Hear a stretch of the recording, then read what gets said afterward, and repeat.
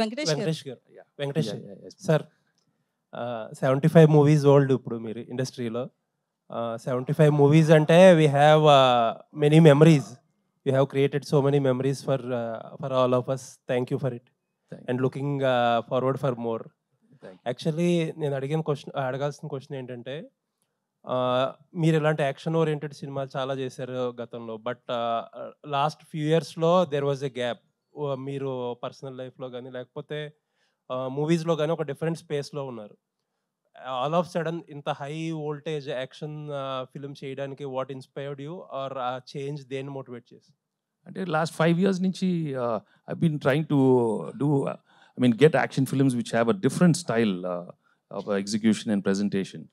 So a lot of Hollywood films have been like, in fact, direct చెప్పినట్టు a lot of Denzel Washington films, Neiman Nee's films gani, Die Hard, మన Bruce Willis films.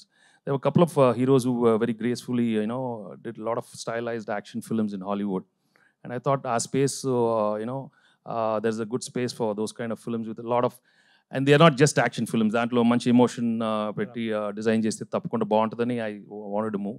And previous style of action that has already been seen and done a lot, so ఒక different presentation తో design చేసి different action చేస్తే బాగుంటుందని I did, and they were very happy right from day one. I can action sequences chala, I got into the action mode very very fast. So Venkat sir, Sankranti సినిమాల్లో young producer మీరు ఒక రకంగా. అవును sir. So చాలా మంది ఏంటంటే మామూలుగానే young producer, మీరు మామూలుగా కూడా యంగ్ ప్రొడ్యూసర్. ఓకే, సో ఏంటంటే చాలా మంది అనుకున్నారు 5 సినిమాలు రావు, ఒకటి వెళ్తుంది, ఒకటి అది రకరకాల క్యాలిక్యులేషన్స్ మాట్లాడారు. బట్ స్టిల్ ఏంటంటే లాస్ట్కి అన్ని మూవీస్ వచ్చేస్తున్నాయి, 5 మూవీస్ కూడా వచ్చేసినట్టే ఉన్నాయి.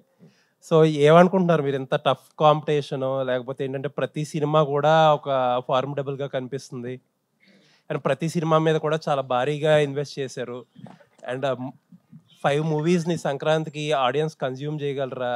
ఇంత హెవీగా అయిపోయింది ఏంటి? Lots of money at stake. ఏమనుకుంటున్నారు ఒక ప్రొడ్యూసర్కి? మీరేమనుకుంటున్నారు ఈ సీజన్ ఎలా ఉండబోతుంది? January 13th అని అనుకుంటున్నాం సార్. సో అందులో మారేదేం లేదు సార్. మేము డేట్ మారుతుందని కాదండి, ఇది కొంచెం అంటే యునిక్ సిచ్యువేషన్ కదా, ఇన్ని సినిమాలు మనీ ఎట్ స్టేక్. సార్ ఎప్పుడు చెప్తానే ఉంటాను, మళ్ళీ రిపీట్ అవుతాం. ఒక కొందరితో చేయాలని ఇష్టం ఉన్నప్పుడు ఇక అవన్నీ ఎక్కువ ఆలోచించకూడదు సార్. ఇష్టమైతే సినిమా చేయాలి, లేకపోతే చేయకూడదు అంతే.